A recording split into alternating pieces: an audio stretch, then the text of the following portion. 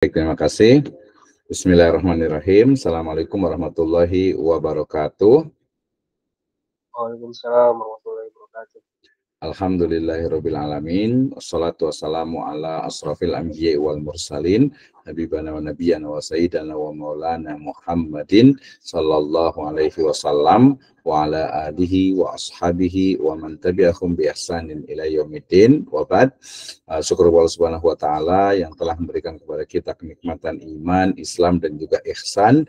Kemudian salawat dan salam sama-sama kita panjatkan kepada junjungan alam habibana wa nabiyyana wa sayyidana wa maulana Muhammadin sallallahu alaihi wasallam, kepada seluruh ahlul baitnya, para sahabatnya, serta orang-orang yang senantiasa mengikuti jejak sunnahnya hingga akhir zaman.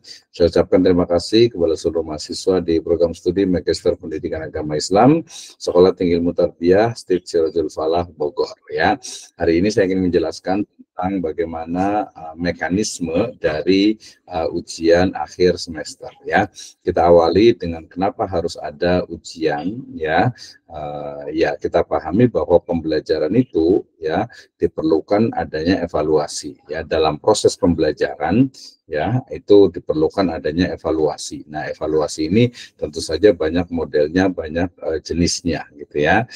Dari mungkin tes sumatif ya, atau mungkin kalau itu biasa harian gitu ya. Kemudian yang paling umum itu kalau di perguruan tinggi itu adalah ada tugas ya, ada challenge ya, kemudian ada kehadiran juga ya, kemudian juga ada ujian tengah semester ya, kemudian juga ada ujian akhir semester ya. Kita sudah memasuki, kalau di Google Classroom itu sudah pertemuan yang ke-12 ya, tetapi kalau melihat di jadwal itu rencana itu tanggal 20 itu sudah UAS gitu ya, sehingga masih ada satu pertemuan lagi. Nah, sekarang model yang saya kembangkan itu adalah bahwa ujian akhir semester itu tidak lagi dalam bentuk membuat sebuah pertanyaan atau menjawab sebuah pertanyaan ya, tetapi membuat sesuatu yang lebih bermakna dan juga mendatangkan learning experience, yaitu pengalaman belajar ya. Dan ini juga menjadi tren di perguruan tinggi ya, bahwa untuk menguasai satu ilmu salah satunya ada istilah learning by teaching or learning by writing gitu ya. Sehingga untuk ujian akhir semester ya kita akan lanjutkan dari apa yang sudah kita laksanakan di ujian tengah semester ya. Kalau di ujian tengah semester itu membahas tentang bagaimana pemikiran dari filsafat dari masing-masing tokoh dan juga nanti relevansinya ya, atau mungkin juga pengaruhnya ataupun juga manifestasinya yang ada di Indonesia dan juga masa kontemporer sekarang ini ya. Nah, kita ingin lanjutkan itu ya, tapi kalau umpamanya yang ingin baru lagi pun tidak apa-apa ya, artinya membuat satu yang baru lagi ataupun lanjutan dari yang untuk UTS yang sebelumnya. Baik ya. Nah, mulai dari mekanismenya, jadi untuk di ujian akhir semester lebih kurang tanggal 20 atau nanti sesuai dengan jadwal resmi itu ya, nanti mahasiswa di hari P pelaksanaannya itu cukup mengirim ya dari hasil perbaikan yang sudah dipresentasikan sebelumnya ya, sehingga kita memiliki waktu satu hari ya, kita memiliki satu pertemuan lagi untuk bisa mempresentasikan ya, walaupun nanti dalam bentuk Word untuk di istilahnya itu di share ya, share di media Google Meet ini. Nah, seperti itu. Jadi pekan depan itu adalah presentasi semuanya dengan dalam bentuk Word saja di share screen, kemudian nanti akan diperbaiki. Apa yang mau di share? Nah, sama seperti beberapa pertemuan sebelumnya ya. Jadi kita akan buat semacam mungkin prototype ya, prototype. Jadi semacam bentuk sederhana dari artikel jurnal ya. Ya kalau bisa bilang artikel jurnal juga nggak apa-apa, atau book chapter juga nggak apa-apa. Tapi intinya adalah ya membuat artikel atau membuat sebuah tulisan ya dengan topik terkait dengan filsafat pemikiran Islam, terutama nanti bolehlah tokoh-tokohnya gitu ya. Nah, kemudian nanti ditulis sesuai dengan kaedah ataupun artikel ilmiah ya. Nah, kemudian sistematikanya seperti yang dulu sudah saya sampaikan ya. Jadi sistematika itu pertama adalah otomatis judul ya, kemudian ada nama penulisnya, saya tulis di chat room ya, nama penulisnya ya, kemudian ada email ya, kemudian institusi ya, institusinya itu boleh organisasi sendiri ataupun juga institusi ya, ataupun juga boleh juga State Sirajul Falah Bogor ya. Oke, saya ini begini biar kelihatan ya. Nah, kemudian setelah itu baru nanti abstrak nggak usah, nggak apa-apa ya. Jadi langsung ke pendahuluan ya. Tapi sebenarnya kalau mau pakai abstrak boleh juga ya. Abstrak itu sebenarnya hanya sedikit pendahuluan, nanti boleh sambil belajar ya.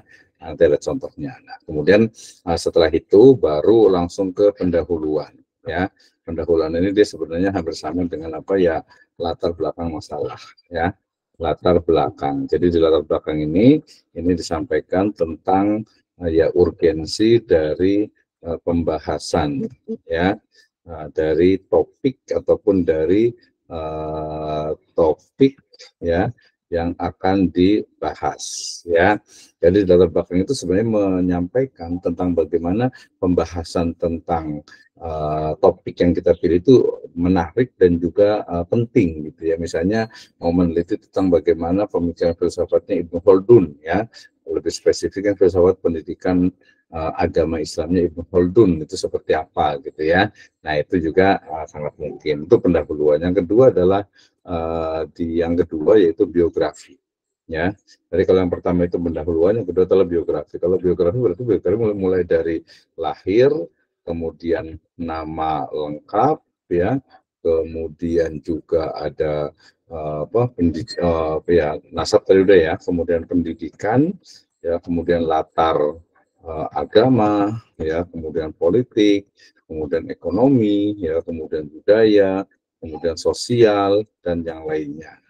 Jadi disebutkan ini sampai kepada terakhir itu wafatnya, jadi meninggalnya itu kapan. Ini di bagian yang kedua yaitu biografi ya. Nah, selanjutnya adalah pemikiran ya. Jadi pemikiran filsafat dari tokoh tersebut ya, tokoh tersebut. Jadi tokohnya siapa nih gitu ya. Jadi nanti disebutkan di situ. Nah, ini yang C gitu ya. Nah, kemudian jadi kalau di sini sebenarnya kalau mau milih nanti boleh yang lebih spesifik, jangan secara keseluruhan. Misalnya saya ingin meneliti tentang filsafat ketuhanannya Al-Kindi misalnya. Ya udah di situ aja gitu ya. Nah, di situ aja dibahas. Nah, setelah membahas tentang pemikiran filsafat, yang berikutnya itu adalah pembahasan. Ya, pembahasan ini isinya adalah analisis ya, analisis ya dari penulis ya terkait dengan pemikiran ya, terkait dengan pemikiran ya, serta argumentasi yang ya logis, sistematis, kemudian empiris dan satu lagi Islamis ya, harus Islamis dong ya. Nah, Islamis. Nah, ini di pembahasannya. Yang terakhir adalah kesimpulan. Ya, kesimpulan ini sebenarnya langsung saja bahwa pemikiran ya dari pemikiran filsafatnya tokoh itu adalah ya, adalah sebutkan langsung apa aja pemikirannya gitu ya. Nah, udah nggak usah pakai saran. Setelah itu baru daftar pustaka ya, baru daftar pustaka. Nah, untuk daftar pustaka ini kita mensyaratkan minimal sekali ya, minimal itu adalah 3 jurnal ilmiah ya, dan 3 buku ya, dan 3 buku.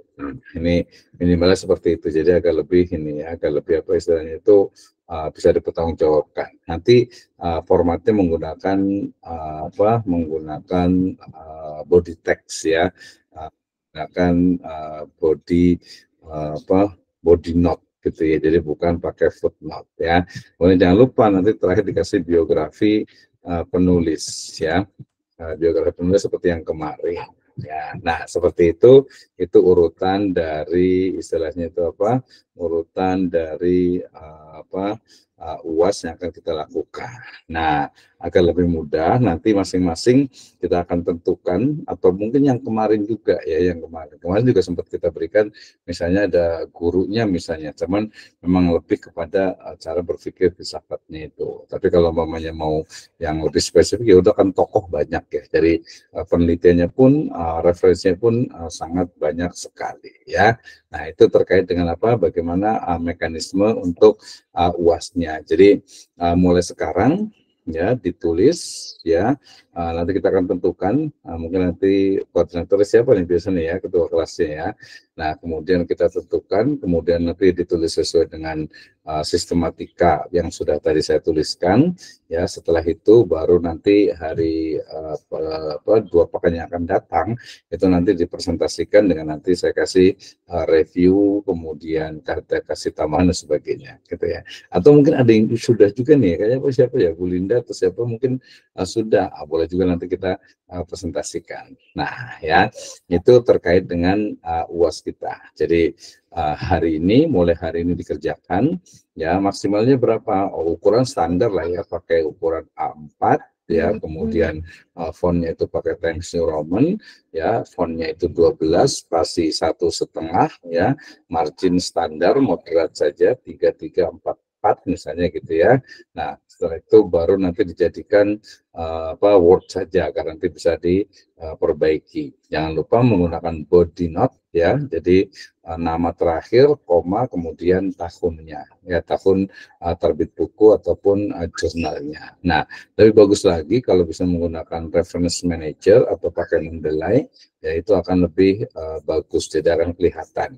Jadi daftar pustaka minimal, kalau mau lebih banyak lebih bagus, tapi jangan tapi ingat bahwa referensi ya yang ada di daftar pustaka itu adalah yang memang digunakan di teksnya. Demikian juga referensi yang ada di teks itu harus ada di daftar pustaka. Ya, kalau ada misalnya ada di daftar pustaka ternyata tidak ada di body text gitu ya, itu agak-agak bahaya tuh. Ya, biasanya itu kesalahan fatal. Demikian juga sebaliknya.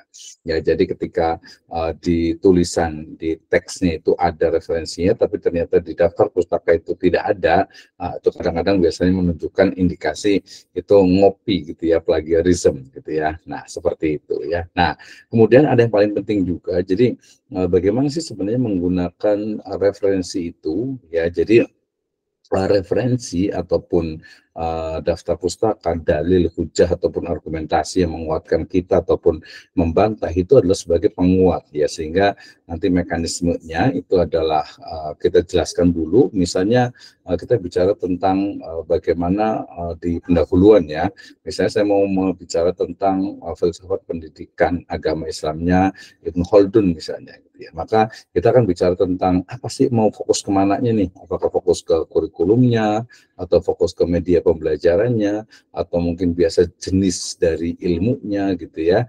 Nah, itu kita jelaskan tuh latarnya. Oh, berarti pembahasan ini memang sangat penting gitu ya. Nah, dari situ kita bisa ambil beberapa referensi, baik itu jurnal yang paling banyak ya, kemudian juga istilahnya itu adalah buku ya.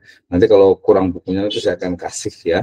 Saya akan kasih, termasuk juga sebenarnya nanti ada buku dari saya juga yang bisa dijadikan referensi juga, terutama nanti di topik yang sama. Nanti mungkin pakai siapa nanti Pak Ustadz Makhluk, siapa boleh WA ke nomor yang saya kirim, baru di-share semuanya. Ya, jadi standar penilaiannya bagaimana nanti ya, mulai dari ya referensi ya, kemudian body text-nya ya, body note-nya, kemudian sistematikanya, kemudian juga fokus kedalaman dari pembahasannya gitu ya, sampai kepada keterpaduan dari setiap paragrafnya.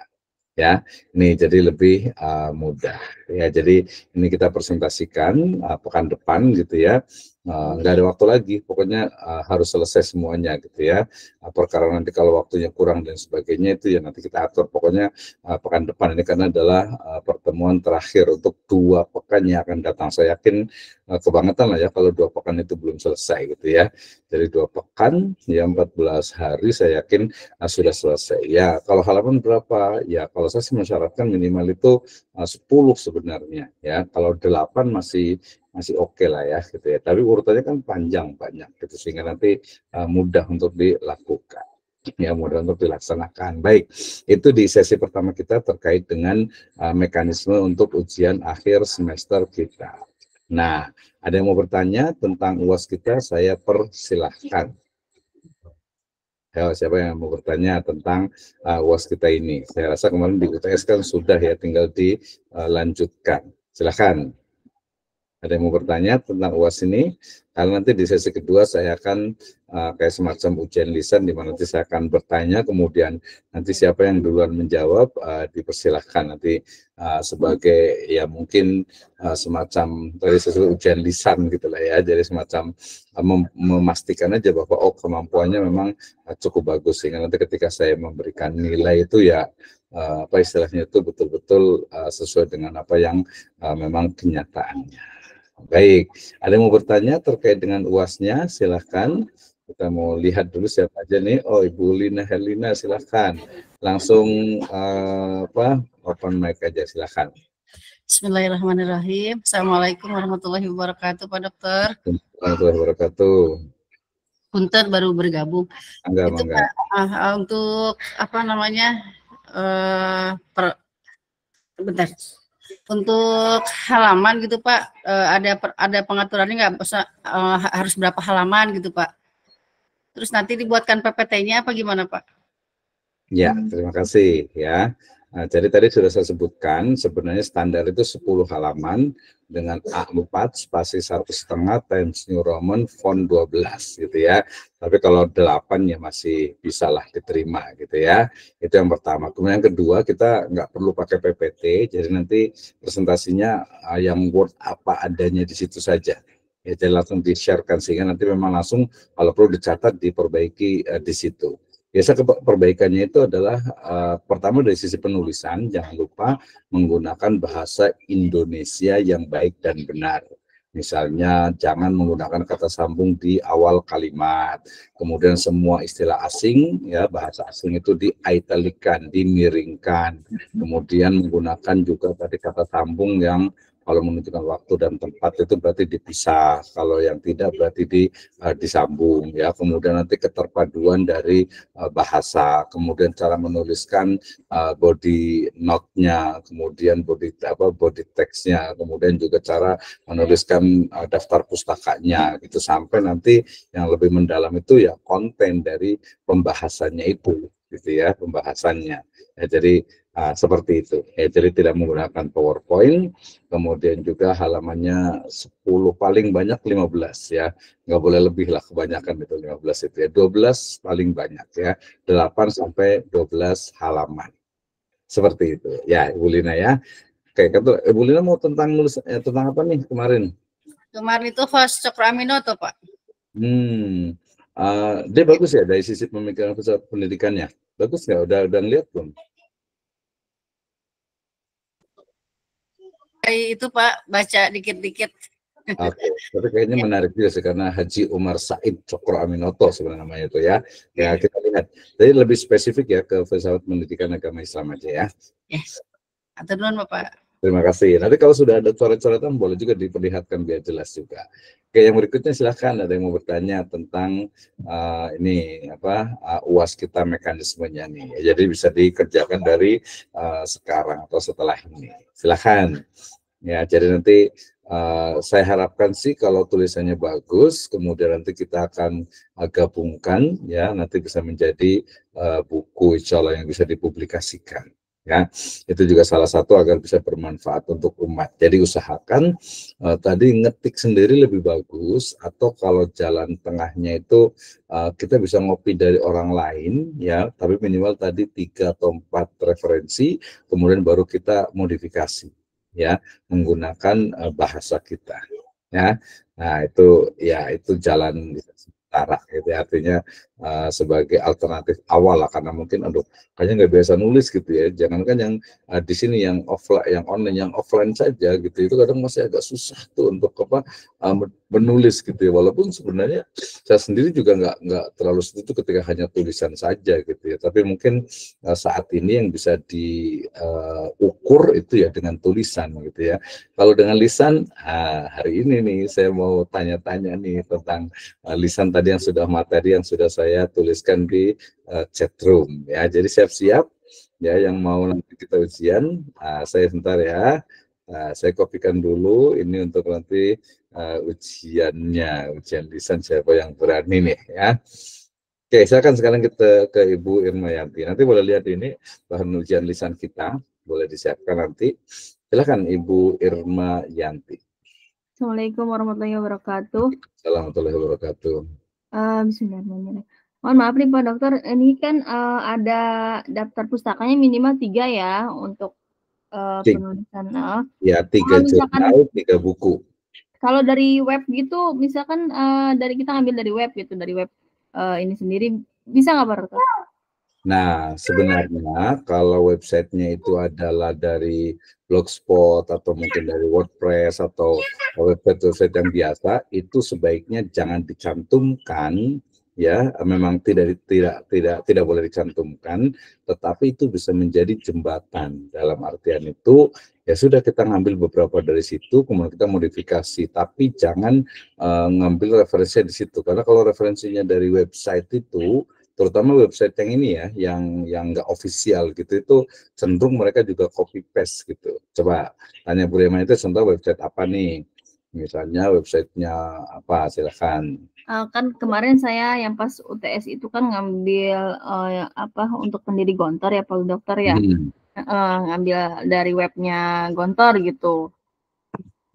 Oke, kalau webnya Gontor masih boleh lah, masih bisa, karena memang yang punya gitu ya pendirinya, kemudian dia juga official, itu boleh. Tapi lebih utama nanti kalau diambil dari jurnal yang tentang pendiri Gontor itu lebih banyak lagi dan lebih bisa teruji gitu ya.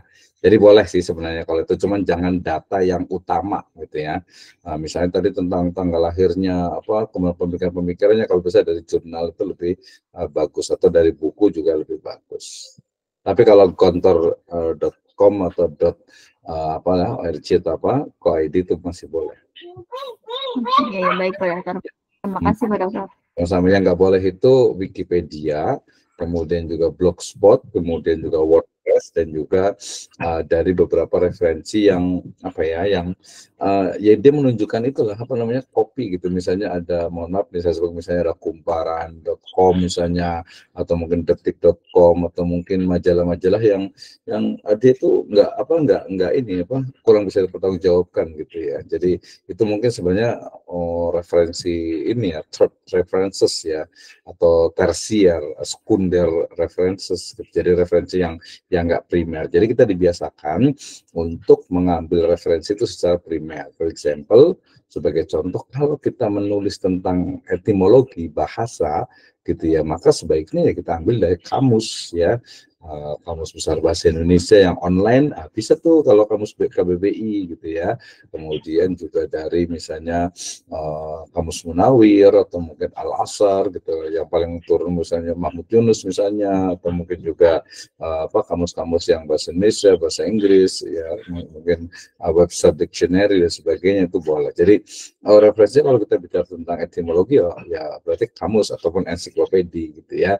Nah, sama juga ketika kita misalnya ngambil hadis misalnya, ya kita ngambil dari istilahnya itu hadis yang kutubutis A dan lain sebagainya. Nah, ini yang menarik. Jadi kalau kita mau menulis tentang pemikiran tokoh ya, maka yang paling nomor satu nilainya bagus itu adalah ketika memang mengambil dari sumber aslinya ya. Jadi misalnya kalau mau tentang Ibnu Khaldun, yang ngambil dari kitab Muqaddimahnya. Tadi kemudian misalnya kalau Bu Lina tadi itu mau tentang Sokraminoto misalnya gitu ya, ya berarti di mana Sokraminoto itu menjelaskan, menyebutkan atau menulis tentang pemikiran-pemikirannya. Jadi jangan hanya diambil dari jurnal yang pernah membahas itu Nah, itu ya. Jadi referensi. Kemudian mau yang misalnya tokoh-tokoh yang lainnya gitu ya, maka ambil dari di mana dia menulis. Kalau tadi yang Gontor misalnya gitu ya, ya sebenarnya lebih bagus ketika di mana sebenarnya tokoh pendiri Gontor itu menuliskan ide dan gagasannya itu. Ya, kalau di website ya mungkin bisa jadi, tapi kalau sekarang kan beliau sudah meninggal, mungkin dia biasa diambil dari majalah gitu ya, masih bisa tuh majalah gitu ya, atau mungkin juga kumpulan dari tulisan yang ada tentang saya pernah baca itu yang tokoh pendiri Gontor itu. Gitu itu dibiasakan dari sekarang. Jadi referensi itu harus dari yang ya dari sumber aslinya, gitu ya. Ini juga nanti menjadi bagian dari penilaian, terutama tadi kekuatan validitas dari sumber referensinya. Oke, terima kasih Bu Irmayanti ya. Satu lagi, silahkan ada yang mau bertanya nih. Ya, 3 orang nih, baru nanti saya masuk ke sesi berikutnya. Ya, tentang UAS kita. Ada yang mau bertanya? Tadi Pak Kulubul Khayat mungkin sudah paham atau belum? Nanti kita lihat rekamannya juga boleh ya, tentang ujian akhir semester kita. Jadi bukan dalam bentuk menjawab pertanyaan, tetapi lebih kepada melanjutkan dari artikel jurnal kita yang kemarin, ya, artikel ilmiah yang kita sudah jadikan UTS, tapi kemudian kita presentasikan. Presentasikannya itu adalah 2 pekan yang akan datang. Ya, 2 pekan datang kita semuanya presentasi, saya perbaiki. Setelah itu baru ada perbaikan, dan di hari P pelaksanaan itu cukup mengirim email ke saya, ya, atau mungkin nanti boleh juga dikumpulkan di ketua kelasnya gitu ya, tapi di forward ke email saya juga diperbolehkan. Silahkan, ada yang mau bertanya tentang ujian akhir semester kita ini, ya. Oke, silakan, boleh raise hand langsung ya, ataupun juga di tulisan juga boleh. Ini alhamdulillah ada 14, berarti ada 13 orang nih, alhamdulillah ya. Ini B2 ya, cukup semangat ini B2 ngomongin ya kelas B ini ya. Silakan, satu lagi ada yang mau bertanya? Belum, nanti saya cukupkan, tapi nanti kalau mau yang tanya setelah ini juga boleh juga. Ya.